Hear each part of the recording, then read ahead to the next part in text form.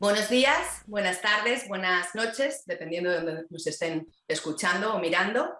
Seguimos a continuación con el ciclo de entrevistas dentro del canal audiovisual del español para todos los públicos, del Centro Internacional del Español y la Cátedra de Altos Estudios del Español de la Universidad de Salamanca.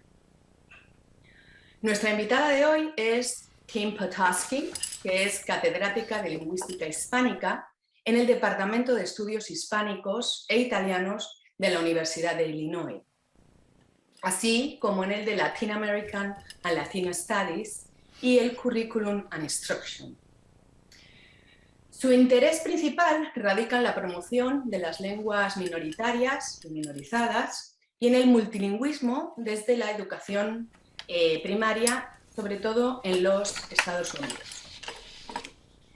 Su trabajo también incluye los factores que influyen en la transmisión lingüística intergeneracional, las conexiones entre el idioma y la identidad y la educación la instrucción del español como lengua de herencia en las universidades y en los institutos de los Estados Unidos.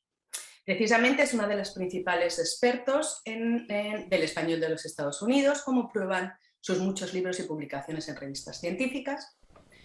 Entre sus principales líneas de investigación se encuentran también el desarrollo del lenguaje en las escuelas de inmersión dual, es decir, en aquellas en las que se emplea el español y el inglés en la enseñanza en la misma medida, primero una y luego otra, las variedades mexicanas y puertorriqueñas en Chicago, así como la hibridación lingüística, la enseñanza del español como lengua de herencia y el uso del llamado Spanglish, término con el que no le convence del todo, y ya quizás tengamos tiempo para que nos cuente por qué. Entre sus esfuerzos por promover el bilingüismo en los Estados Unidos está su charla de 2013 en TED titulada No Child Left Monolingual, que tuvo muchísimo éxito. Es también editora de la prestigiosa revista Spanish in Context de John Benjamin. Forma o ha formado parte del consejo editorial de revistas científicas como The Journal of Spanish as a Heritage Language, The Journal of Multilingual and Multicultural Development, la Revista Española de Lingüística Aplicada y el Journal of Language Identity and Education. Es autora de varios libros, entre ellos El español de los Estados Unidos, Language and Identity in a Dual Immersion School, Heritage Language Teaching, Research and Practice, Gramática Española, Variación Social y por último un libro de texto que suelen utilizar muchas universidades a la hora de enseñar a los hablantes de herencia, que se llama Conversaciones Escritas. Buenos días, Kim, bienvenidas. Hola, buenos días, gracias Patri, gracias por la introducción. Pues sí, me mantengo ocupadita, eso sí. Me permiten elaborar estas cosas y me divierto, sí, gracias. Muy bien, pues vamos a pasar ahora con las preguntas. Y mi primera pregunta se refiere a tu tesis doctoral. En el año del lodo, sí. O sea, tu tesis se centró en la educación bilingüe en los Estados Unidos. Y mi pregunta es, ¿qué te llevó a decantarte o a inclinarte por este aspecto tan particular y tan concreto? Y si luego nos podrías resumir cómo es la educación bilingüe en los Estados Unidos, resumidamente. Resumidamente. Bueno, lo que me llevó a esto, yo no era de esas personas que empieza a estudiar sabiendo, voy a estudiar tal cosa con tal persona. No, yo tomaba mis clases, me gustaba, pero no tenía la más remota idea. Muchos jóvenes hoy entran, quiero estudiar tal cosa con tal profesora, ¿no? Pues yo no. Y entonces seguía tomando clases, hasta que en una ocasión, la última clase que me tocaba era Classroom-Based Language Acquisition y nos pusieron un video en Canadá, de los programas de inmersión. Y esto era un grupo, jamás se me borra de la mente la niña, una niña rubia, 5 años, sentada ahí en un salón donde la maestra hablaba francés y esta niña no hablaba ni pío de francés y estaba así la cara de la niña. Claro, y yo decía, como que fue mi momento epifánico que yo dije, that's what I want to study, esto a mí me interesa, ¿no? Porque hasta ese momento lo que me había tocado estudiar por el programa que había elegido era cómo adquieren los adultos una nueva lengua. Tema interesantísimo, obviamente, Pero a mí me parecía que, y claro, que se tiene que estudiar y tal, pero a mi modo de ver era demasiado tarde empezar otra, ¿no? O sea que había que empezar antes. Y cuando vi el video como que se me encajaron varias cosas. Um, Mi programa de estudio estaba en Urbana-Champaign, que en ese momento no tenía este tipo de programa. Entonces me mudé a Chicago y radico ahí desde, esto fue en el 99, y había una escuela aquí, se llama Dual Immersion, inmersión dual, de 2 lenguajes, tiene muchos nombres este tipo de programa. El programa enseña en español el 90% del día a los chiquitos y luego se va subiendo la cantidad de inglés hasta llegar al 50-50, ¿no? Y bueno, eso es un tipo de educación bilingüe, ¿no? Pero cuando la gente habla de educación bilingüe en este país, abarca muchísimas cosas. El término normalmente se refiere a lo que se llama educación bilingüe transicional. El nombre lo dice todo, transicional. La idea es que el niño que entra al colegio, vamos a suponer un niño que vive en una casa donde se hable, no sé, coreano, griego, español, lo que sea, llega al colegio por primera vez, por lo que es kindergarten quizás, ¿verdad? 5 años. Y la escuela determina que el niño todavía no maneja suficientemente bien el inglés como para estar en el salón principal, regular, ¿no? El aula, ¿sí? De todos los niños. Por ley federal, desde 1974, si no me equivoco, esa escuela, si recibe fondos públicos, tiene que darle algo a ese niño, algún tipo de apoyo, ¿sí? La ley no dictaminó qué tipo de apoyo tenía que ser, pero son 3 los tipos de apoyo en general que se ofrecen. Y uno es que se llama Bilingual Education, con mis comillas, ¿sí? Le enseña al niño en español, en nuestro caso, voy a usar español, pero se puede, ¿no?, sustituir cualquier lengua. Un 25% del día, digamos, y solo durante 3 o 4 años, hasta que se determine que el niño ahora sí puede funcionar en el aula de solo inglés, ¿no? Claro, será bilingüe en su realización, pero en su meta no, porque la meta es que el niño se transicione al salón de solo inglés, ¿right? ¿Y qué le pasa a su español después? Pues sepa, nadie sabe, nadie lo mira, a nadie le importa lo que le pasa al español del niño una vez que se transicione. Entonces, para mí eso de bilingüe no tiene nada, right? But that's what most people mean cuando dicen educación bilingüe en este país. El tipo de escuela que yo estudié para la tesis doctoral y el que sigo más o menos involucrándome y haciendo cosas porque creo muchísimo, de hecho mis 2 hijos pasaron por una escuela así, son estas escuelas de inmersión dual, que es otro tipo de escuela bilingüe, ¿no? Dentro de lo que es una definición amplia de educación bilingüe, pero usa muchísimo más español y durante muchísimos más años. Eso sí nos da un pequeño panorama. La gran mayoría de los niños hispanohablantes en este país, ¿no?, que se crían en casas donde aprenden español, llegan al colegio, hablan español, la gran mayoría de esos niños no van a poder, no reciben ningún tipo de instrucción formalizada en español para poderlo desarrollar, para poder desarrollar destrezas de la escritura, nada de eso.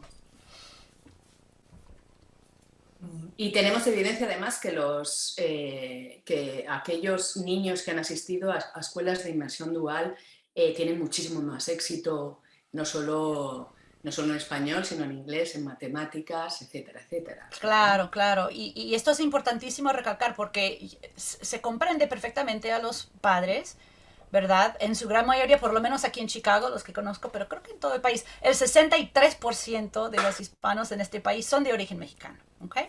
Y suelen ser de familias muy trabajadores, bastante humildes, etcétera, ¿no? Entonces, si ellos mismos como papás han sufrido por su falta de inglés, lo último que quieren es que el niño también sufra. Entonces, lo que quieren es inglés.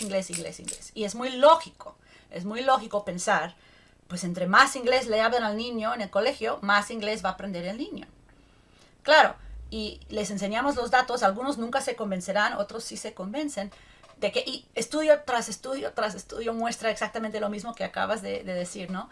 Las escuelas de inmersión dual, que enseñan la mitad o más del día en español, acaban con los niños acaban con niveles de inglés muchísimo más altos. Es un poco contraintuitivo.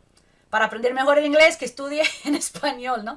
Pero además, también bastante obvio, es que su español se desarrolla muchísimo más en este tipo de escuela que si hubieran estado en una escuela de los que realmente no son bilingües. Así que tienes razón, mejora su inglés, mejora su español y su rendimiento académico también está. O sea, yo no entiendo a las personas que no quieran o sea, ¿Por qué no? Si alguien, porque de repente escuchamos a la gente más conservadora decir, no, pues los inmigrantes tienen que aprender inglés. Sí, de acuerdo, tienen que aprender inglés. Tú y yo estamos de acuerdo en eso. Yo no conozco a nadie que diga que no aprendan inglés. Claro que lo tienen que aprender. Si realmente quieres que lo aprendan bien, los vas a meter en un programa de inmersión dual, donde el 50 al 90% del día se imparte en español. Y no, eso no. Como que, y entonces es ahí donde se revelan las ideologías detrás. ¿Right? Precisamente, o sea, yeah. precisamente en un país en el que el inglés no es la lengua oficial. No es oficial, pero todos reconocemos que es importantísimo y que hay que vas a tener no puedes realmente gozar de una vida muy plena si no manejas un inglés a cierto nivel. Eso está muy claro.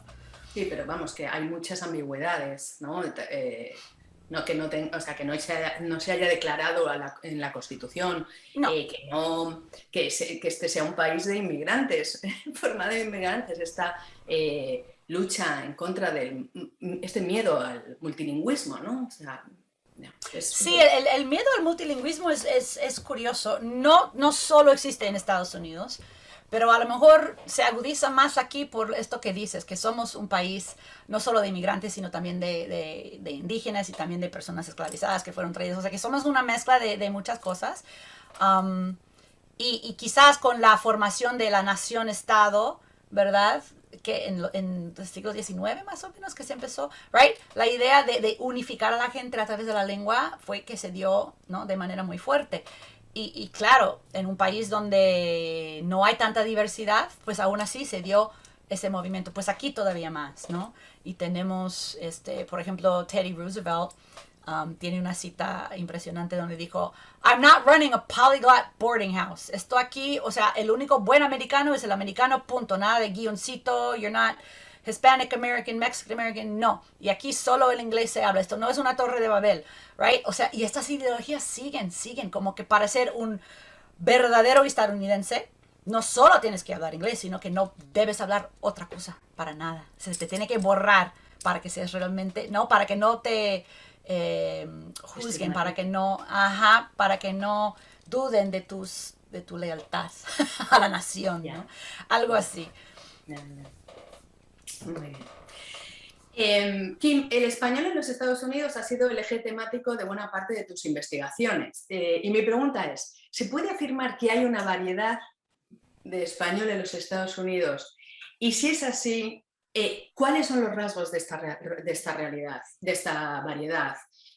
¿Cuáles serían nos podrías hablar un poco, por ejemplo, de las zonas principales, las zonas dialectales? Y mi última pregunta al respecto es, ¿por qué hay como una de las cosas que yo me he encontrado a la hora de estudiar el español de los Estados Unidos es que hay muy pocos estudios dialectológicos, o sea, hay muchos estudios sociolingüísticos, pero no hay descripciones. Si quieres saber cuál es la variedad de California del siglo XIX del español, es que existen muy pocos estudios, y lo mismo pasa con la de Florida, es decir, bueno, son muchas preguntas, pero cuéntame. Bueno, estudios dialectológicos del siglo XIX, no sé decirte, no trabajo en histórica, así que no tengo ni idea. ¿Pero estudios dialectológicos del siglo XX? ¿Pero a qué te refieres con estudios? O sea, el Descripción problema... de variedades. Sí, hay descripciones. Hay descripciones de variedades, claro que hay. ¿Cuáles son esas variedades? Cuéntanos. Bueno, tenemos, ok, volviendo al comienzo de tu pregunta, no hay, creo yo, una sola variedad del español estadounidense, cosa que no nos debe extrañar porque no hay un solo español de España, ni un solo español de México, right? Y siendo tan grande Estados Unidos, pues obvio, pues no va a haber no hay, Puerto Rico, que es así de chiquito, no tiene una variedad del español puertorriqueño tampoco. O sea, sabemos que la variedad es el pan de cada día, ¿no? Habiendo dicho eso, si comparáramos, por ejemplo, el inglés estadounidense, que tampoco existe, no hay un solo inglés estadounidense, pero sí hay una serie de rasgos que distingue, por ejemplo, el inglés estadounidense del inglés británico. Si estamos hablando del español estadounidense para ese fin, para poderlo distinguir, ¿sí? a rasgos muy, muy, muy generales de otras variedades, podríamos decir que, bueno, lo que tenemos es un contacto muy fuerte con el inglés, ¿sí? Pero el grado de incorporación del inglés, de influencias del inglés, va a depender mucho del grupo generacional de la persona. Si la persona llegó a los 18 años de El Salvador, por ejemplo, ciertas cosas, ciertas influencias del inglés puede empezar a mostrar, sobre todo si tiene mucho tiempo viviendo en Houston, digamos. Sus hijos van a tener un español muy diferente, que va a tener no solo más influencias del inglés, sino también influencias de la falta de uso del español, que es diferente, ¿sí? Y luego los nietos, si es que lo hablan, at all, también van a tener otro sistema. O sea que el español no dura, no tiene la profundidad cronológica para que se dé un coine, para que se dé una sola, para que se cristalice una variedad, ¿no?, estadounidense. Agregamos a esto el hecho de que los salvadoreños están viviendo, son vecinos, conviven con, hablan con mexicanos, con guatemaltecos. Tenemos en ciertos lugares proporciones de, o sea, mezclas dialectales, ¿no? Claro, hay lugares donde el 99% de los hispanohablantes en ese lugar son mexicanos, ¿sí? Cosa que también tiene su variación, pero menos que un lugar como Nueva York, o Miami, o incluso Chicago un poco, ¿no? Chicago somos 70% mexicanos, pero bastantes puertorriqueños. Pero un lugar como Nueva York, wow, tienes ahí el libro de Otegui Centella, donde se estudia, right, los efectos del contacto entre dialecto caribeño, broadly understood, y dialecto continental, broadly understood, right? 3 grupos dialectales dentro de cada, right, macro grupo, y se ve ahí las influencias no solo del otro grupo, sino también del inglés. Es fascinante, se lo recomiendo a toda la gente, el libro de Otegui Centella sobre el español de Nueva York. Entonces, no sé si he contestado la pregunta. Bueno, algunas cositas quizás he aportado ahí. Y zonas dialectales principales, por ejemplo, se puede hablar de una variedad del suroeste. No, I don't think so. I mean, maybe, no, no. I don't think so. A mí no me ha llegado nada de que me convenza. Habrá, si tú pones un mexicano, hijos de inmigrantes, ¿ok? Uno que, y todos tienen 18 años, uno se crió en Chicago, otro en Miami, no, si es mexicano no se va a haber criado en Miami, otro en, yo qué sé, Houston, otro en Los Ángeles, vamos a comparar, y otro por donde vives tú, por el Northwest. 4 jóvenes mexicanos, 18 años, todos con 2 papás mexicanos, se crían en el Northwest, Los Angeles, Houston y Chicago. ¿Va a haber diferencias en su español? Esa es tu pregunta. Maybe, eso no se ha hecho. Bueno, Lourdes Torres y yo tenemos un estudio del español de mexicanos y puertorriqueños aquí en Chicago. Miramos ciertos rasgos y los comparamos con algunos datos de Silva Corvalán en Los Ángeles, no hay gran diferencia. Y con algunas cosas que hizo Centella en Nueva York, tampoco hay gran diferencia. O sea que no creo que haya zonas dialectales con el español en este país. Depende más bien de quiénes están ahí, si hay muchos salvadoreños, muchos guatemaltecos, muchos puertorriqueños, cubanos, etcétera, ¿verdad? El grado de contacto entre ellos, el tamaño de la comunidad, cuántos llegan nuevos ahí, o sea, todo eso tiene que ver, o sea, más bien son pockets of Spanish all over the U.S., but I wouldn't call them zonas dialectales. I don't think I would. Muy bien, gracias. He notado también, Kim, que en tus publicaciones hay una tendencia al uso de, a la hora de describir este español de los Estados Unidos, el cambio de código, los calcos sintácticos, los préstamos, etcétera, etcétera, ¿no? Las extensiones semánticas y así sucesivamente. Digamos que esta línea de descripción ahora se encuentra como con una nueva corriente teórica que es el del translenguaje, que también de Otegui y de Ofelia García, que el translenguaje, pues ese marco nació al principio como lingüística aplicada, pero ahora sin embargo se está empezando a utilizar para describir prácticas complejas de los individuos que se mueven en comunidades plurilingües. ¿Qué opinas de ese marco? ¿Es una nueva terminología para hablar? O sea, que se pueden combinar ambos marcos teóricos. ¿Qué opinas del translenguaje?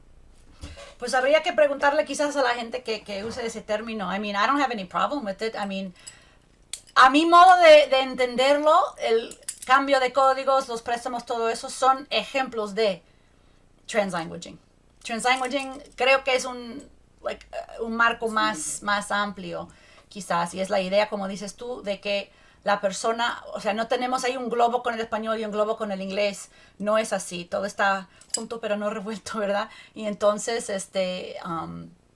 sí, creo que los cambios de código, etcétera, son instanciaciones, right? Like manifestaciones, encarnaciones de lo que es el translanguaging, lo que ocurre naturalmente en el cerebro, ¿no? Ujú.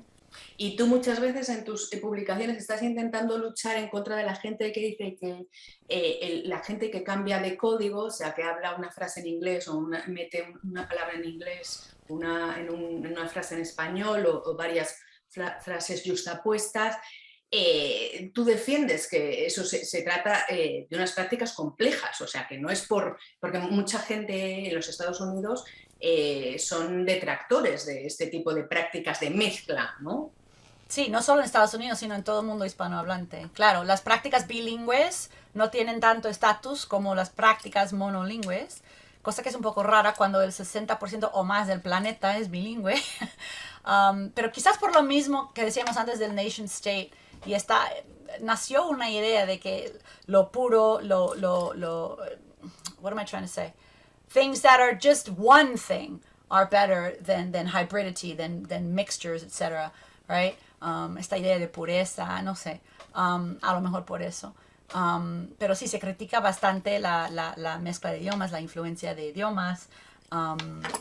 Y claro, no sé, esta gente, they're not going to be very happy. They're not going to live a very happy life. Van a estar siempre enojados y criticando y, right? I mean, tienes que dejar que la gente va a hablar como va a hablar. That's the end of it, you know? I just...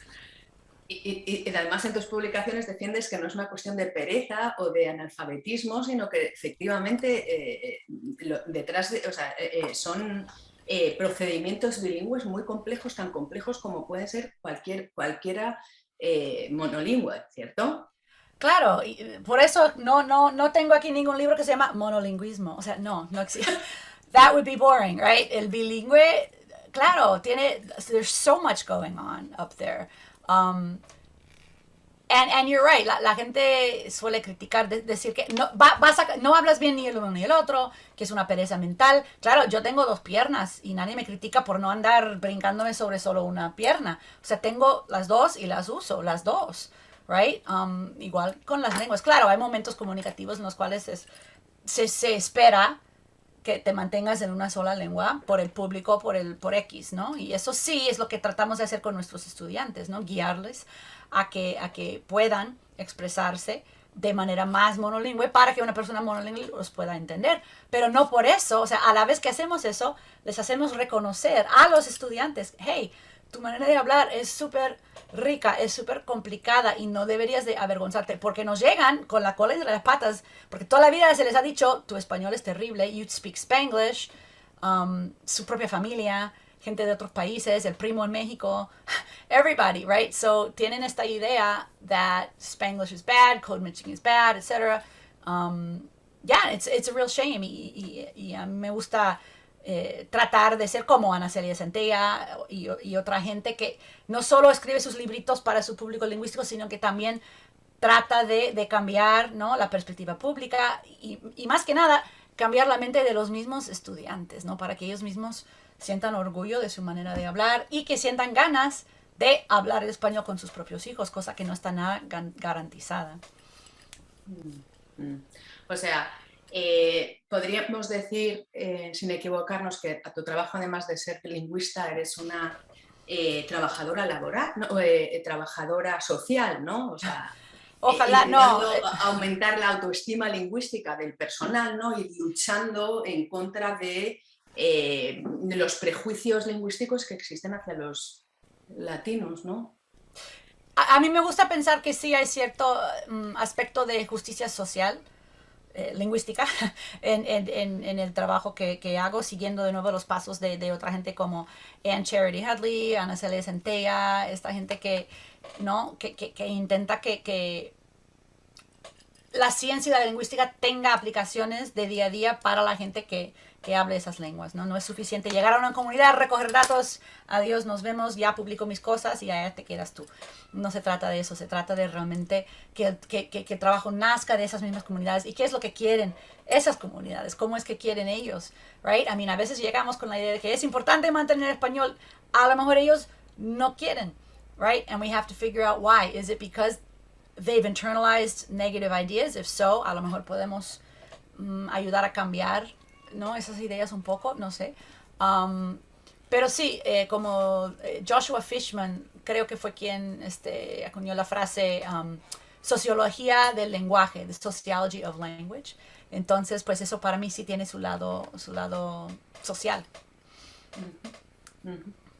Porque además se trata de muchas veces de hablantes no solo que hacen la mezcla de código, sino que además tienen variantes arcaicas del español, o sea, utilizan ciertas palabras que están muy sometidas a prejuicios lingüísticos, el aiga, el pienso de que esto, el voseo, en fin, estuvistes, ¿no? O sea, utilizan cierto y entonces han sufrido... han sido objeto de burlas por parte de tanto norteamericanos alegando que no saben hablar español y de la gente de su tierra, o mexicanos que no saben hablar porque mezclan. Es decir, que han sido siempre objetivo de críticas desde distintas dimensiones. O sea, que eso es difícil, ¿no? El estigma del español, de la variedad del español que hablan muchos aquí en Estados Unidos, tienes razón, viene de dos lados. Uno, por la influencia que tiene con el inglés y por la falta de hablarlo, right? El tipo de adquisición que se dio. Y por otro lado, lo que sí se llegó a adquirir, lo que sí se habla, que es propiamente dicho español, ¿sí? Sin ninguna influencia del inglés, sí que tiene ciertos marcadores de clase social, ¿no? Y ¿no? Cosas que en México o en otros lugares pertenecen a los grupos con pocos niveles de educación formal, gente rural, gente, ¿no? de clase socioeconómica más bien baja, ¿no? Entonces en México, por ejemplo, decir aiga en lugar de haya, decir fuistes, comistes, bailastes para la forma tú del pretérito. El voceo yo diría que es otra categoría porque ya sabemos que en ciertos países tiene todo el prestigio del mundo y en otros no. En Centroamérica no. Eso lo dejamos fuera. Pero estos rasgos que son, sí, y algunos son arcaísmos, otros no, quizás. Pero sí, entonces el estigma viene de dos lados. El español que hablan tiene rasgos estigmatizados en los países de origen. Y luego encima agregamos el hecho de que hay influencias del inglés e influencias de la falta de, no quiero decir falta de adquisición, una adquisición diferente, ¿no? del español. Bueno, adquisición diferente, bueno, que no se les ha dado instrucción formal, porque digamos que a estos chicos, en mi experiencia, a estos chicos llegan a la escuela, les dicen que se tienen que olvidar del español y luego llegan a la universidad y les preguntan que por qué no hablan español y que qué variedad de... O sea, y encima quieren que hablen el español culto. Eso. Es una... Tenemos que ponernos todos de acuerdo, mandarlos todos a estas escuelas que decíamos antes, la educación bilingüe verdadero, que es la inmersión dual, right? Yo siempre he dicho, lo digo un poco de broma, digo, I want them to put me out of a job, que ya me quiten el trabajo porque estos muchachos nos llegan ya habiendo estudiado un español tan lindo que cuando llegan a la universidad, no, claro, obvio, no perdemos trabajo. Lo que haríamos entonces sería levantar quizás el nivel de lo que les enseñamos, no estaríamos tratando de recobrar cosas, right? Porque las habrían aprendido, right? A lo largo de sus años escolares, antes de la universidad. Muy bien, Kim. No sé si nos queda tiempo para algo. Te voy a hacer una pregunta más. Quizás, por ejemplo, ¿cuál es el papel de la Real Academia no es real, la Academia de la Lengua Norteamericana para el desarrollo del español de los Estados Unidos, en tu opinión? Bueno, ¿cuál debería ser el papel y cuál ha sido el papel? Son dos preguntas distintas, ¿verdad?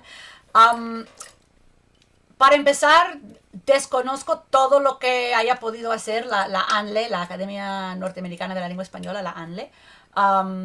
Seguramente han hecho charlas y pláticas y cosas y publicaciones que desconozco, ¿ok? Las pocas cosas que conozco las encuentro muy prescriptivistas. Y estoy hablando en concreto de tres, ya van 3 tomos de un libro que tiene el título, creo que es más o menos igual el título las 3 veces, que es Hablando bien se entiende la gente, ¿sí? Salió este libro, no me acuerdo en qué año, pero básicamente son 80 y pico páginas de no se dice, no se dice, no se dice, no se dice. Y claro, cuando 60 millones de personas dicen algo, se dice. Sí, se dice. Right? Y claro, no ofrece el libro, claro, porque no, me parece que no hay lingüistas, ¿no? que contribuyeron a este libro, no ofrecen ningún criterio sociolingüístico por qué bypass o pacemaker o ciertas palabras sí y otras palabras no. Ciertos usos sí están bien según ellos, luz verde, y otros usos no. Ay, no, no hay que decir eso. O sea, no dan ningún criterio sociolingüístico. Es un argumento circular. Se acepta una vez que sea aceptable. ¿Ok? Publicaron un segundo tomo y ahora parece que un tercer tomo. El problema, yo veo esto como una amenaza muy, muy, muy grave, porque mucha gente tiene esta ideología de lo correcto, lo incorrecto. Claro, podemos hablar de lo prestigioso y lo estigmatizado. Para empezar, eso por lo menos es más honesto, ¿sí? Porque de correcto no, esa palabra no se debe de usar cuando se habla de lenguas, ¿no? Cuando una comunidad dice algo es porque lo dice de esta manera, porque esas son las reglas y las maneras de comunicarse. Es como decirle al chocolate, oye, tú no eres suficientemente fresa. El chocolate sigue reglas de chocolate, no tiene por qué acercarse a la fresa, ¿no? Me gusta esta analogía de los sabores del helado para los dialectos del español. Y el español estadounidense, si bien no es uno solo, pues se puede entender como una variedad, un sabor más.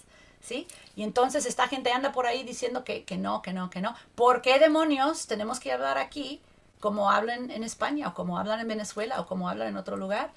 Yo que me crié en Estados Unidos jamás me dijeron a mí, oye Kim, tienes que dejar de decir elevator para ascensor y trunk para el maletero. You have to say lift and boot para que te entiendan en Inglaterra. Nobody ever said that to me. Para que te entiendan. ¿Quieres que te entiendan en Inglaterra? No, pues mejor usa. No, I'm here. Si me voy a Inglaterra, a ver qué uso. Pero mientras estoy aquí, uso elevator and trunk. ¿Sí? Y entonces algo parecido me parece pasa con el español de Estados Unidos. Que nos dejen en paz. Somos el 5.º país hispanohablante en cuanto al número de hablantes del planeta. Quizás de la galaxia entera, no lo sé. Entonces, tenemos que defender también nuestras maneras de hablar, ¿no? Y a mi modo de ver, lo que ha hecho la ANLE, en lugar de promover orgullo, promover adquisición, promover, yo qué sé, viajes a diferentes países para los jóvenes para que lo aprendan más, programas de televisión, programas de inmersión dual, right? Estas cosas que sabemos que contribuyen realmente a que se desarrolle un español fuerte, en lugar de eso, lo que han hecho es esto. No, humillaciones, ¿verdad? Y bueno, acabando lo que acabé de decir, lo que empecé a decir es que mucha gente, maestros de español, tienen estas ideologías prescriptivistas, compran estos libros y se aferran a ellos como si fueran la Biblia y pues hacen daño. Es una violencia lingüística, a mi modo de ver. La ANLE perpetúa una violencia lingüística. Bueno.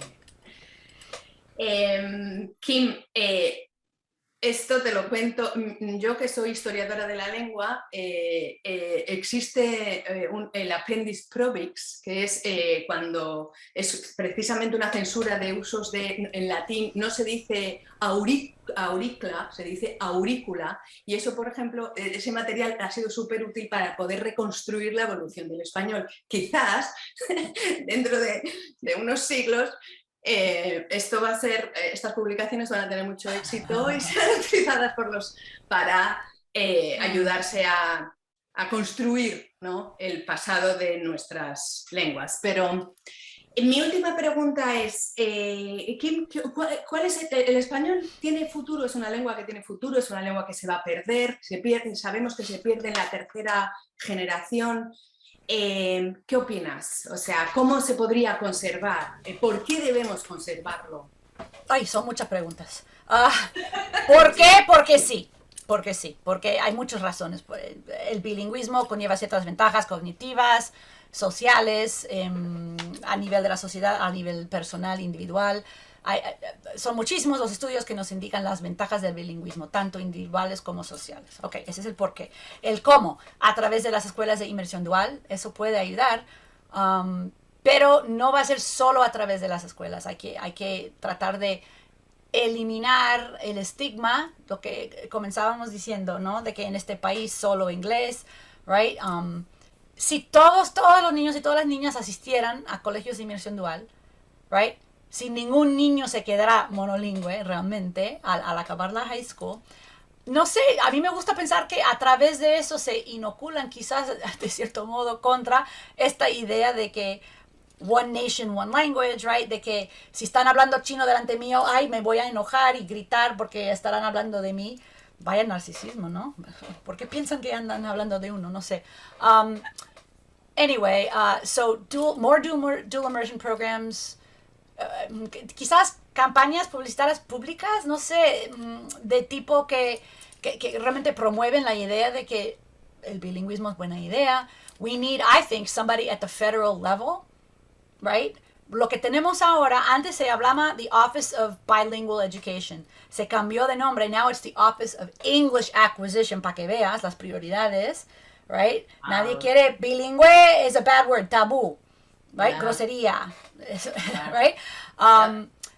Entonces, pues volver a cambiar eso y que haya una persona a nivel federal, right, educativo, encargada de que todos seamos bilingües, de que todos los que hablen otras lenguas retengan esas lenguas y los que nos criamos en familias donde solo inglés hablamos, que adquiramos otra lengua desde muy chiquitos, como aquella niña que vi en el documental que me tocó hace 30,000 años en mi clase, ¿no? So that would be, and even that I'm not sure is enough, porque como decía Fishman, para ser bilingüe hay que tener necesidad de serlo. Y en este momento, en este país, tú puedes vivir claro, hay gente que puede vivir toda la vida súper bien en español o en chino o en griego, pero es un poco limitado. El 80% vive su vida perfectamente bien solo en inglés. So there's a lot of larger questions here about where we'd be heading as a nation. If this kind of bilingualism a escala masiva were to happen, I do think it would be positive. I think dual immersion is a great place to start. Y había otra parte de tu pregunta. Oh, sí, menos de la mitad de los nietos de los que emigran hablan algo de español. So, sí se está perdiendo. I think si se cerraran las fronteras mañana, dentro de poco, I mean, it wouldn't be around anymore. But claro, eso no va a pasar. That's kind of a red herring argument. But no está, todo el mundo piensa que está súper seguro que el español, que los números de hablantes y tal, ven el vaso medio lleno. Ok, sí, pero yo lo veo medio vacío porque yo lo veo en mis propios estudiantes que cuando tienen hijos no les hablan español. Y yo conozco de primera mano lo difícil que es nadar contra la corriente. Yo que tengo los conocimientos, los recursos, el tiempo, todo para poder criar a mis hijos, ¿no? Hablarles en español y tal. Y es súper difícil, Criar a un hijo bilingüe en este país es un acto de resistencia social.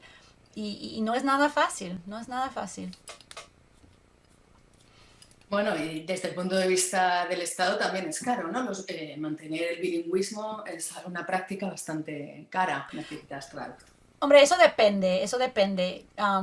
Me estás recordando de un meme que vi cuando la princesa Carlota, creo que estaba aprendiendo francés, y pusieron ahí, ay, mira, que la niña solo tiene 3 años y habla 2 lenguas, y contestó alguien por Twitter, no, pues todos los hijos de migrantes también son bilingües, pero pues eso como que no impresiona tanto porque son pobres. Ajá. O sea que el que agrega otra lengua, right? El que la niñita rubia diga, me llamo es Britney, todo el mundo, ¡epa, wow! Y el inmigrante que habla inglés 30,000 veces mejor que la Britney, habla español, right? Se le critica de que, oh, right? Tu inglés no es whatever, or ¿por qué hablas español en público, right? I mean, it's just this double standard. So I'm not sure that it's expensive, more expensive to raise a child bilingually. I'm not entirely convinced. Claro, puedes. O sea, que el Estado, hacer cosas en español, en inglés es más caro. Elaborar materiales y todo esto, pero bueno. Yeah.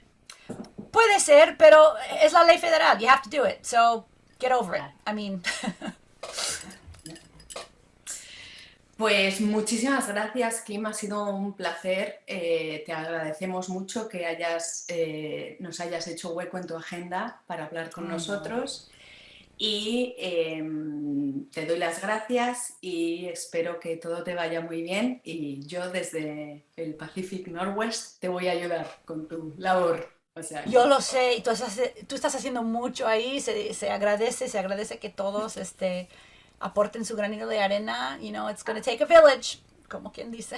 Thank you very much por esta oportunidad de compartir estas ideas contigo y con todos los que estén escuchando. Thank gracias. you. Bye.